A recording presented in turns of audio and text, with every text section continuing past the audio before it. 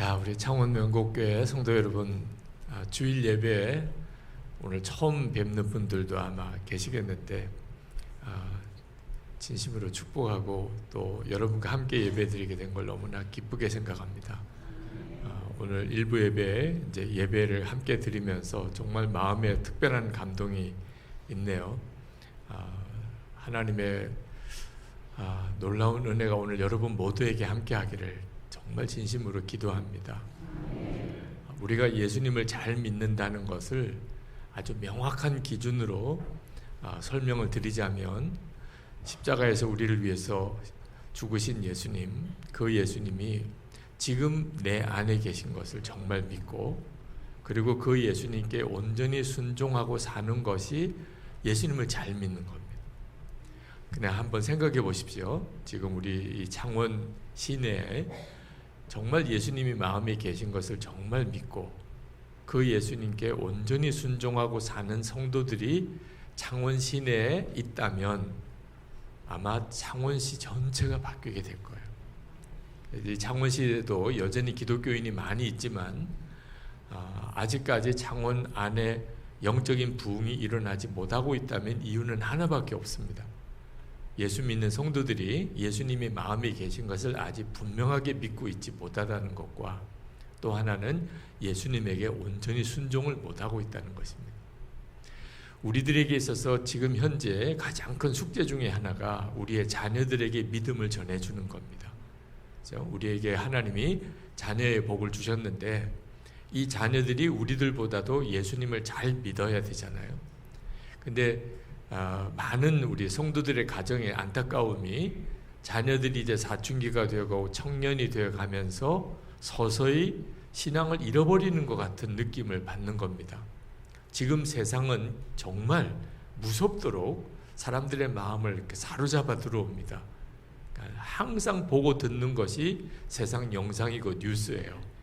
그러니까 예수를 믿는 우리 자녀들조차도 지금 이 세상에 사는 동안에 어쩔 수 없이 세상에 막 휩쓸리게 되어 있습니다.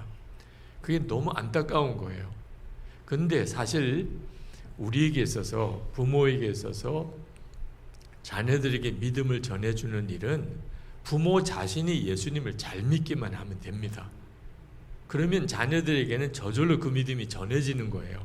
근데 우리가 생각하는 예수님을 잘 믿는 기준이 교회 다니는 것만이라면 그러면 자녀들에게 믿음 전해주기가 참 어렵습니다. 우리 엄마 아빠가 교회는 열심히 다니셔. 우리 교회에서도 중직이시고 교회 헌신도 많이 하시고 그 점에 대해서 자녀들이 다 알지요. 그런데 종교 생활을 하는 사람들도 꼭 그렇다는 겁니다. 여러분들도 주변에 불교 신자들을 보실 텐데 절에 열심히 다니는 불교 신자들 보실 거예요. 저 사람 진짜 절에 열심히구나. 근데 그게 종교예요. 그러니까 절에 열심히 다니는 건 알겠는데 마음에 내게 감동은 안 줘요. 무슬림들이 하루에 4번 메카를 향하여 기도하는 열심은 정말 아마 여러분들도 아마 어지간히 보고 들으셨을 거예요. 이 무슬림들이 율법을 지키고 그리고 기도 생활하는 것은 정말 우리들이 생각하기에도 존경할 만큼 열심히 해요. 근데 그것 때문에 우리가 감동을 받지는 않아요. 근데 우리 자녀들이 우리가 교회 열심히 다니는 거 보고 꼭 그런 느낌인 겁니다. 종교 생활을 하는 것도 꼭 그런 느낌인 거예요. 그러면 자녀들이 어떻게 우리가 예수를 믿어야 아이들이 그 믿음을 물려받게 될까요? 우리 엄마 아빠는 예수 믿으시니까 도무지 설명할 수 없을 정도로 기쁘셔. 어떻게 우리 엄마는 저렇게 기쁘시지? 아이들도 이제 커가면 집안 형편을 대략 압니다. 지금 이게 기쁠 일일까? 이게 지금 감사할 일일까? 아이들도 알아요. 그런데 우리 아빠는 너무너무 감사하셔. 어떻게 저렇게 하실 수 있지? 우리 엄마 아빠는 사랑이 너무 많으신데 원수도 사랑하셔. 우리가 손양원 목사님 그 믿음의 엄청난 유산을 물려받았지 않습니까? 예수 믿는 사람은 원수도 사랑하는 거다. 우리가 이미 다 압니다. 그대로 우리가 사는 거예요. 그러면 우리 자녀들이 하나님은 살아계신가 봐. 예수 믿으면 사람은 완전히 바뀌는 거야. 그렇게 아이들이 그냥 일부러 전해주지 않아도 압니다. 기쁨이 있고 감사가 있고 사랑이 있고 평안이 있으면 자기들도 다른 친구 집 가보지요. 친구 엄마 아빠 다 자기들도 알지요. 세상 드라마 영화 다 보지요. 근데 우리 엄마 아빠는 도대체 어떻게 저렇게 기쁘며 어떻게 저렇게 감사하며 어떻게 저렇게 사랑이 많으며 어떻게 저렇게 평안할 수 있을까? 그게 바로 복음의 핵심 능력인 것입니다. 지금 여러분들의 자녀들이 여러분을 보고 우리 엄마 아빠에게 있는 저 기쁨과 감사는 도대체 어디서 오는 걸까? 우리 엄마 아빠가 어떻게 저렇게까지 사랑할 수 있지? 그러시죠? 여러분 자녀들이 그 점에 대해서 분명히 동의하시지요? 바로 그러면 예수를 잘 믿으시는 거예요. 그리고 자녀들은 물려주려고 하지 않아도 어려서부터 주님이 우리와 함께 계신 것을 알게 됩니다. 예수님이 마음에 계시지 않은 사람은 그렇게 할 수가 없어요. 예수님이 내 마음에 계시면 그러면 세상과는 완전히 다른 삶을 살게 돼요. 저는 어제 그제 이틀 동안 예수님이 우리 안에 계신 것에 대한 말씀을 드렸습니다. 이 믿음이 하나님과 우리 사이에 담을 무너뜨리는 것이에요. 만약에 우리가 예수를 믿고도 기쁘지 않고 나 예수 믿는데도 감사가 없고 예수 믿는데도 사랑이 없고 평안이 없다면 하나님과 사이에 영적으로 담이 세워져 있기 때문에 그러니까 예수를 믿어도 이상하게 예수를 믿게 되는 거예요. 예수 믿는데도 근심 염려 많고 예수 믿는데도 미운 사람 너무 많고 예수 믿는데도 가정에 불화가 심하고 교인들 사이에 다툼이 있고 기쁨이 평화가 없고 어떻게 예수를 믿고도 그렇게 사냐 말이에요. 이유는 하나예요. 예수님이 내 안에 계신 걸 진짜 믿지 못하고 솔직히 예수님을 무시하고 살았기 때문에. 근데 오늘 하나 더 이제 말씀을 드리고 이 주제 부흥회를 마치려고 하는데 그게 순종입니다. 예수님이 내 마음에 정말 계신 것을 믿는다면 당연히 순종하게 되는 거예요. 근데 안타깝게도 많은 그리스도인들이 예수님이 마음이 계시다는 것을 고백하면서도 실제로 예수님에게 온전히 순종하고 살지를 못해요. 제가 그랬어요. 제가 실제로 예수님이 제 안에 계신 것을 알지 못했을 때는 기도를 해도 맨 도와달라는 기도만 했어요. 뭐 나쁜 거 도와달라는 거 아니에요. 목회 잘하게 도와주세요. 설교 잘하게 도와주세요. 기도 잘하게 도와주세요. 저는 하나님이 저를 도와주는 분인 줄 알았어요. 아니 예수님은 우리의 주님이세요. 예수님은 우리의 왕이시라고요. 아니 나의 주님이신 그분이 나를 도와주셔야 되는 분이라 몰라서 그런 거예요. 예수님이 실제로 나와 함께 계신 것, 주님을 인격적으로 만나지 못했기 때문에 그렇게 도와달라는 기도만 드린 거예요. 예수님이 정말 나와 함께 계신 걸 알게 되는 순간부터 더 이상 도와주세요라는 기도가 없어졌어요.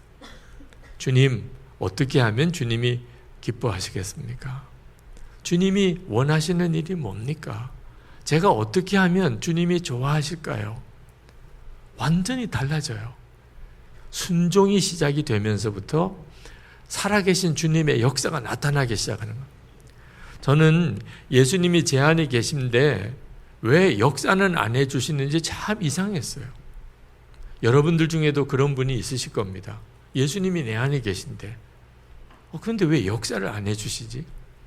서울 3일교회라는 큰 교회가 있는데 그 교회 부흥회를 갔더니 부흥회 주제가 하나님이 현실이 되게 하자예요. 딱 요즘 우리 한국 교인들에게 너무나 필요한 주제더라고요. 다 하나님을 믿어요. 하나님은 천지를 창조하시고 하나님의 역사를 주관하시고 하나님은 우리를 심판하실 하나님이세요. 그런데 내 삶에는 현실이 아니에요. 이게 얼마나 안타까운 일입니까? 내 가정일, 내 일터에서 우리 자녀들의 문제, 우리 부부 문제, 도대체 하나님은 내 삶에는 현실이 아니에요. 분명히 하나님은 믿어요. 역사의 주관자세요. 천지를 창조하셨어요. 근데 내 삶에는 현실이 아니에요. 그래서 하나님이 현실이 되게 하자가 그 부흥의 주제였어요. 왜 그렇죠? 예수님은 내 안에 계신데 왜 역사를 안 해주시죠? 역사를 안 하시는 게 아니에요. 역사를 못 하시는 거예요. 여러분, 가나 혼인 잔치집 이야기 다 아실 거예요. 예수님이 혼인 잔치집에 계셨어요. 그 자리에 계셨어요. 근데 그 집에 포도주가 떨어졌어요. 예수님이 계신데 포도주가 떨어져요. 우리는 생각할 때 예수님만 계시면 그러면 언제나 물이 포도주가 되는 기적이 일어날 거라고 생각하지만 아니에요. 분명히 성경을 읽어보세요. 예수님이 그 혼인 잔치집에 청함을 받아서 그 집에 계셨어요. 그런데 포도주가 떨어졌어요. 예수님의 어머니 마리아가 이 집에 포도주가 떨어졌다. 예수님 보고 뭐라도 좀 해보라고 하시는 거죠. 이게 나와 무슨 상관이 있나이까? 예수님이 그렇게 말씀하셨어요. 어떻게 이렇게 섭섭한 말씀을 하실까요? 지금도 너무나 많은 그리스도인들의 삶 속에 주님은 계신데 영접했으니까 두세 사람이 모인 것에 주님이 그들과 함께 계시겠다고 하셨으니 우리 안에 계시고 우리들이 모인 곳에 주님이 함께 계신데 주님의 역사가 안 나타날 때가 왜 많은 거죠? 주님이 지금 이 일이 나와 무슨 상관이 있냐? 주님이 이렇게 말씀하시면 진짜 섭섭하시죠. 근데 주님이 그렇게 말씀하시는 이유가 있는 거예요. 예수님이 손님이지 주인이 아니신 거예요. 그 혼인 잔치집에 예수님이 손님으로만 오신 거예요. 지금도 너무 많은 그리스도인들이 예수님을 주님이라고 고백은 하지만 실제로는 손님이세요. 내 삶에 예수님은 아무것도 하실 수 있는 게 없어요. 왜? 내 마음대로 하니까. 뭘 먹어도 내가 먹고 싶은 거 먹고 어디를 가도 내가 가고 싶은 대로 가고 돈을 써도 내가 쓰고 싶은 대로 쓰고 실제로 여러분의 삶에 예수님이 주님이십니까? 주님이라고 고백은 합니다. 예수님. 그런데 실제로 예수님이 주님이신 성도가 찾아보기가 참 어려운 거예요. 그래서 예수님과 우리 사이에 딱 담이 막힌 것처럼 주님은 아무것도 못하시고 안타까워하시는 거예요. 성령 충만을 다 원하시잖아요. 다 원하시잖아요. 성령 충만을. 근데 성령 충만의 원리가 간절히 소리질러 기도한다고 주시는 게 아니에요. 오늘 말씀에 사도행전 5장 32절에 하나님이 자기에게 순종하는 사람에게 주신 성령이라고 하셨어요. 우리가 주님, 제가 철저히 순종할게요. 주님 기뻐하시는 일이라면 내가 무슨 일이라도 할게요. 우리가 정말 그런 마음을 가지고 주님 말씀하세요. 주님 무슨 말씀이라도 주시면 제가 순종합니다. 그러면 다 성령의 충만함을 받아요. 이미 우리 안에 성령님이 와 계세요. 그 성령님께서 역사를 못 하시는 이유가 순종 안 하니까 예수님이 내 안에 계신 걸 믿지도 않고 말 함부로 하고 행동도 함부로 하고 주님이 내 마음에 감동을 주셔도 이거는 못하겠어. 이건 너무 힘들어. 이거는 못할 것 같아. 이거는 내게 너무 부담이 돼. 모든 결정을 자기가 다 하는 거예요. 주님이 무엇을 하실 수 있으시겠어요? 한 번은 이혼 위기에 있는 여성도님을 상담을 했는데 이혼을 하겠다는 거예요. 제가 몇 번을 말씀을 통해서 권면을 해도 끝까지 망부가 안 하시더라고요. 그래서 제가 이혼에 대한 상담을 잠깐 멈추고 성도님 한 가지 분명히 하고 그 다음에 좀 상담을 해도 해야 될 것 같습니다. 성도님, 하나님께서 하라고 하시면 무조건 순종하는 거지요? 대답을 안 하세요. 아니 도대체 하나님을 믿는 우리가 하나님이 말씀하시면 무조건 순종하는 거잖아요. 그러니까 하나님을 믿는 거지요. 근데 하나님이 말씀하시면 무조건 순종하는 거지요? 말씀 안 하세요. 몇 번을 제가 물어요. 성도님, 아니 이혼하고 말고 이걸 떠나서 하나님이 말씀하시면 순종하는 거지요? 가만히 고개를 숙이고 대답을 안 해요. 내가 하고 싶은 대로 하라 그러면 순종하지. 내가 하기 싫은 대로 하라 그러면 안 해. 더 이상 상담이 안 되는 거예요. 하나님도 그 가정을 못 지키시는 거예요. 여러분, 이 시간에 여러분 스스로도 한번 분명하게 스스로에게 확인하셔야 돼요. 하나님이 말씀하시면 나는 무조건 순종인가? 여러분은 아멘 하실 수 있어요? 하나님이 말씀하시면 무조건 순종이다. 정말 그럴 준비가 되셨습니까? 우리 성도들이요, 하나님을 믿는다고 하면서도요, 실제로는 하나님을 의심해요. 하나님은 내 좋은 거 뺏어가는 하나님. 그렇게 생각하는 분들이 많다니까요. 하나님은 내가 하고 싶은 건 항상 못하게 하시는 하나님은 내가 하기 싫은 것만 골라서 또 하라고 하시는 하나님. 그렇게 믿는 분들이 너무너무 많아요. 그러니까 하나님에게 완전히 순종한다 그러면 겁부터 나는 거, 겁부터. 여러분, 하나님에게 완전히 순종할 결심이 섰습니까? 이렇게 질문하면 겁부터 나는 거예요. 제자훈련 하면서 여러분 오늘 지갑 가져오셨으면 한번 다 꺼내보세요. 제자훈련 하면서 왜 지갑은 꺼내라고 하나 다들 좀 의아해하면서 지갑을 이렇게 꺼내세요. 그럼 물어요. 그 지갑 누구 겁니까? 그러면 올 것이 왔다는 느낌을 다 가지세요. 올 것이 왔구나. 하나님 겁니다. 그런데 이 하나님 겁니다라고 하는 고백을 10명 중에 한 2명 정도는 못하세요. 한 8분 정도는 그래도 하나님 겁니다 이렇게 하는데 한 2명 정도는 손이 바들바들 떨려요. 아이고, 내가 오늘 왜 이렇게 돈을 많이 가져왔을까? 만약에 하나님 겁니다 그랬다가 그러면 하나님께 다 바치세요. 꼼짝없지요. 뭐 하나님 거라고 해놓고. 꼭 그런 느낌이신 것 같아요. 아우, 내가 오늘 왜 이렇게 돈을 많이 가져왔지? 일단 지갑은 넣으세요. 그럼 후다닥 딱 집어 넣어요. 네. 집에 통장이 있습니까? 얼굴이 하얘져요. 지갑하고 통장하고 또 다른가 봐요. 그 통장은 누구 겁니까? 이제는 한 2명 정도는 아멘하고 8명은 묵비권 행사를 들어가요. 아, 통장 하나님 거라고 말하는 게 그렇게 어려워하시더라고요. 집 문서, 땅 문서 있습니까? 이를 악물어요. 아, 이때 그냥 쉽게 말하면 안 돼. 이때 그냥 아멘 했다가는 큰일 나. 이런 느낌인 것 같다. 막 이가 부러질 것 걱정이 될 정도로 이를 악물어요. 야, 목사님이 뭐 예배당 건축도 하고 뭐 교육관도 지어야 되고 뭐 기도원도 사야 되고 뭐 이러시더니 이렇게 제자훈련 한다고 불러가지고는 다 재산 다 빼내는구나. 꼭 그런 느낌이신 것 같아요. 아, 정말 진짜 하나님을 믿는 사람들인가? 하나님의 사랑을 안 믿어요. 하나님이 나를 사랑하셔서 독생자를 주시기까지 하셨다. 다 빈말이에요, 다. 하나님은 어떻든지 내 거 다 빼서 가시는 분이야. 하나님은 아주 인색하셔. 하나님은 내가 하여튼 편안하게 사는 걸 못 보셔. 하나님은 하여튼 내가 조금 돈 모으면 무슨 일이든지 하여튼 교회 헌금할 일이 생겨가지고 싹 다 빼내. 하여튼 나는 집에 폐물도 하나도 없어. 그런 느낌으로 살아요. 하나님에 대해서 한편으로는 믿고 사랑하면서도 한편으로는 의심하고 끝까지 하나님께 순종을 못해요.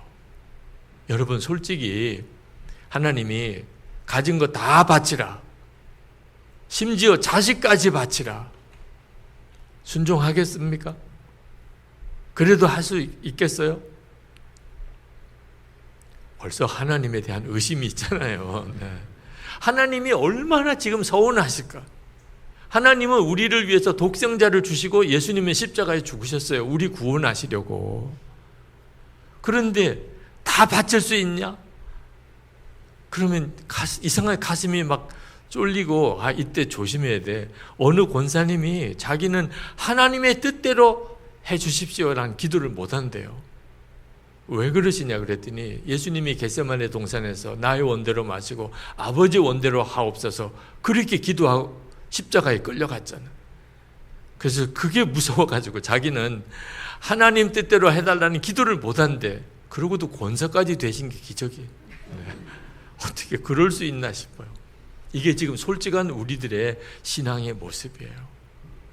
여러분, 이것도 하나님의 것이냐, 지갑도 하나님 거냐, 재산도 하나님의 거냐, 자식도 하나님의 것이냐, 아멘이라고 고백하세요. 하나님이 우리 걸 가져가실 때 우리 허락 받고 가져가시는 분 아니세요. 하나님이 가져가시기로 작정하시면 우리가 안 됩니다. 절대 이것만은 안 됩니다. 그래서 지켜지나요? 하나님이 재산 가져가시려고 할 때 여러분도 아마 그런 경험 있는 분 있으실 거예요. 한때는 나도 재산이 있었어요. 어느 순간에 싹 다 하나님이 가져가시죠. 여러분 자신의 생명도 지금은 이렇게 생명이 있지만 하나님이 오늘 불러가실 수 있어요. 우리 허락 필요 없어요. 여러분 사랑하는 가족들 병원에 입원해서 사경을 헤맬 때 그 병원 복도에서 하나님 살려주세요. 그렇게 기도해 본 경험들도 있으실 거예요. 아무리 내가 사랑하는 사람이라도 하나님의 때에 하나님이 불러가시기로 작정하시면 하나님 앞에 가야 돼요. 아니 그런 하나님이 왜 우리에게 이건 누구 거냐, 이 지갑 누구 거냐, 이 통장 누구 거냐, 너희 자녀는 누구 거냐 왜 물어보시나? 아니 가져가실 때 그냥 가져가시지. 아니 괜히 속 뒤집어 놓는 이유가 뭐지요? 하나님이 원하시는 것 우리의 마음인 거예요. 하나님께서 우리에게 주신 것 중에 하나님 마음대로 하지 못하시는 게 뭐냐면 마음이에요. 우리 마음. 우리의 소유, 우리의 건강, 우리의 자녀, 하나님의 뜻이면 언제든지 가져가세요. 우리 허락 필요 없어요. 그런데 하나님께서 절대로 마음대로 못 가져가시는 게 하나 있는데 우리의 마음이에요. 그래서 물으시는 거예요. 그게 누구 거냐? 너 나에게 완전히 순종할 수 있냐? 사랑하는 성도 여러분, 진짜 하나님을 믿는 게 바로 여기까지 가야 되는 거예요. 하나님, 모든 것이 하나님의 주관 아래에 있습니다. 제가 지키려고 해서 지켜지는 것도 아닙니다. 언제든지 가져가실 때는 가져가시겠죠. 주시려고 작정하시면 또 언제든지 주시죠. 하나님, 그러나 제 마음은 제가 드려야만 주님께 드리는 거니 주님, 저는 무조건 순종입니다. 하나님은 영원한 하나님이시고 나의 아버지 되시고 독생자까지 주시고 나를 사랑하셨는데 주님, 저도 주님을 그렇게 사랑합니다. 이제는 순종하고 살겠습니다. 여러분이 그렇게 고백하고 결단하는 그 순간부터 성령의 충만함이 뭔지 알게 돼요.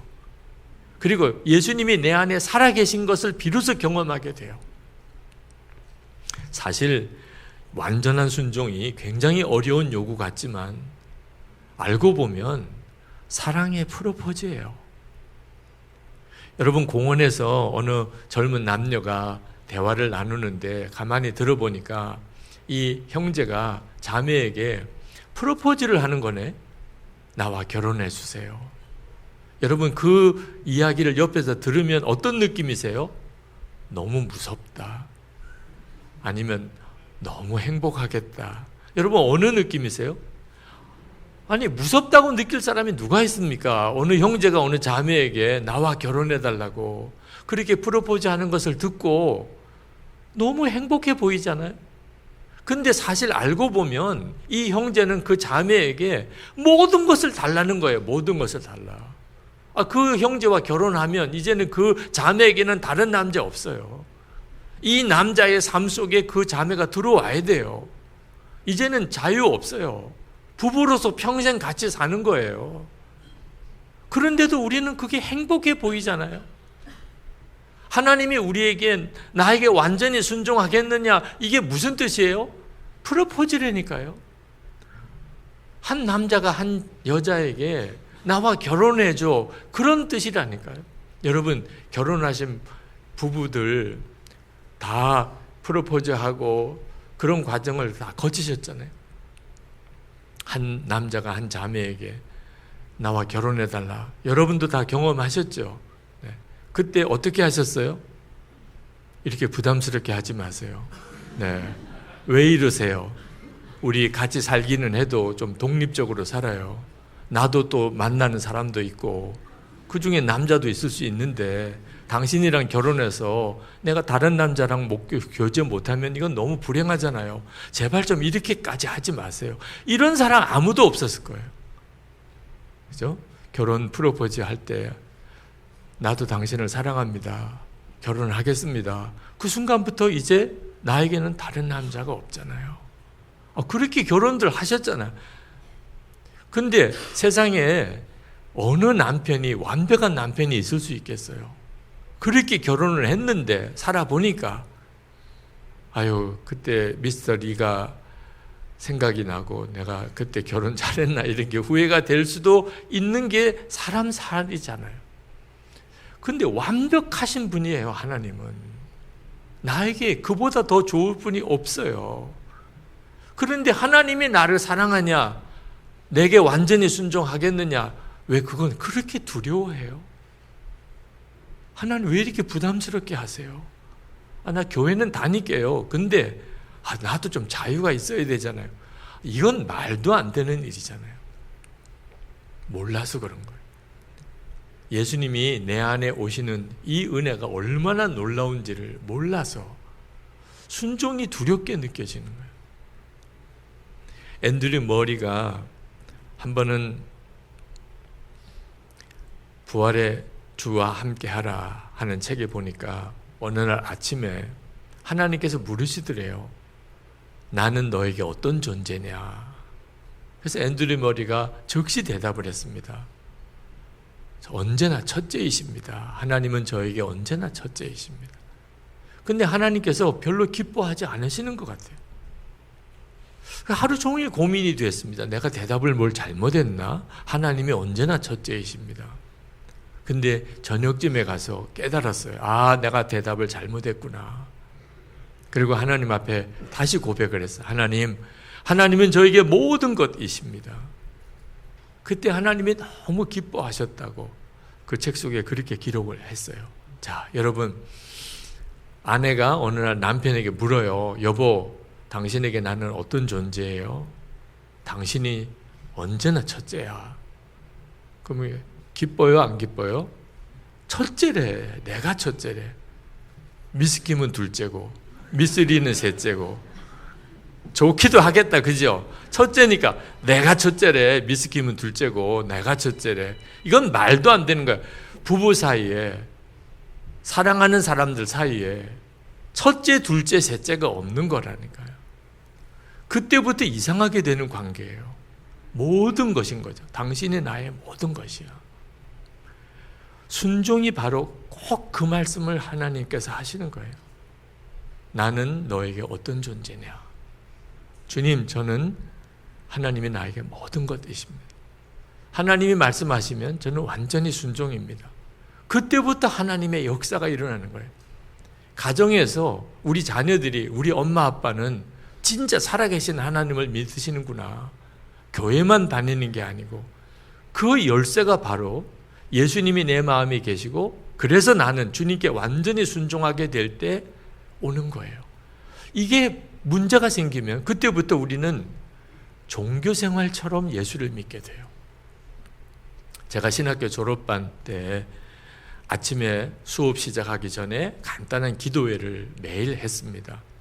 기도회를 한다는 게 돌아가면서 우리 전도사님들이 찬송 한 장 부르고 성경 한 구절 읽고 그리고 기도하고 그리고 이제 수업을 시작을 한 거예요.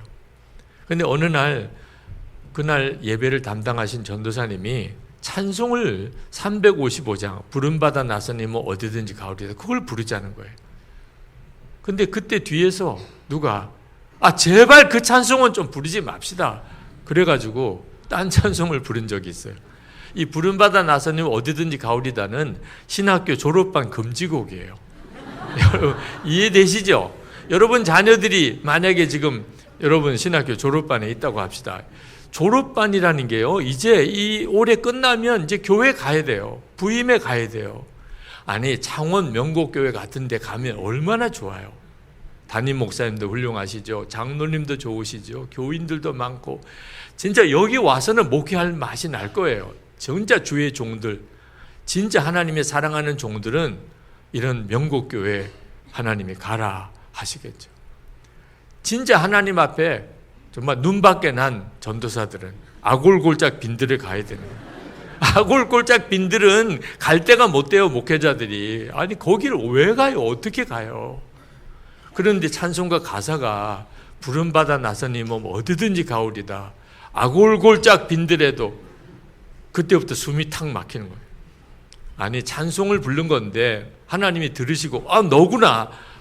그렇지 않아도 지금 아골골짝에 누구 보낼까 생각하고 있었는데 너구나 이렇게 말씀하면 얼마나 곤란해요. 뒤에 전도사님이 그 말 할만 하더라고. 제발 그 찬송은 좀 부르지 맙시다. 그렇지 않아도 부담스러워 죽겠는데. 너무 창피한 거죠, 사실.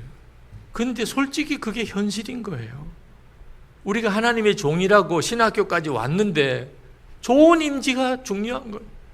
예배당도 있어야 되고 교인도 있어야 되고 생활비 사례비도 좀 넉넉히 살 만큼 줘야 되고, 그게 목회자들 주의 종들의 관심이에요. 그때 저라도 무슨 말씀을 그렇게 하십니까? 우리가 다 주의 종들인데 아니 못 부르는 찬송이 어디 있겠습니까? 이래야 되는데 저도 말을 못 하겠더라고요. 아니 솔직히 좀 이왕이면 큰 교회 가는 게 좋지요. 그런데 하나님이 결국은 저에게 정면 승부를 거시는 거예요. 제가 대학원 다닐 때 그때 마지막 학기를 남겨놓고 있었을 때예요.